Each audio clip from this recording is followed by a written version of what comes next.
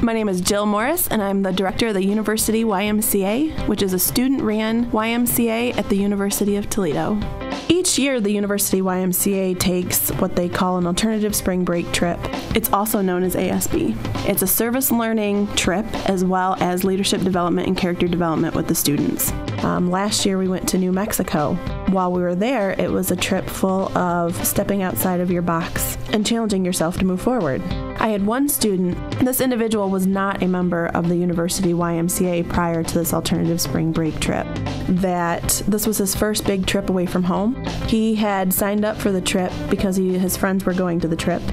Once we got done with the selection for jobs for the next day, he found that he was going to be separated from his friends. Prior to him approaching me with these uneasy feelings, he came across as being a very confident individual. He volunteered to help, he stepped up, he assisted with the other members of the group, so it surprised me when he came to me. On these trips, we have a slogan, challenge by choice.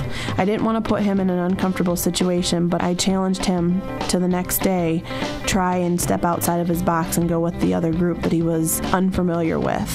He thought about it. He accepted the challenge.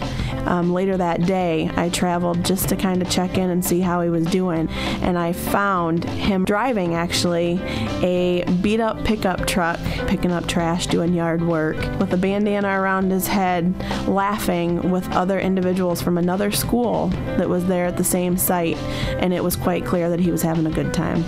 His fear was acceptance. He stepped outside of his box, and later he came to me and thanked me for giving him that extra push that he needed to move forward and to feel that self-confidence.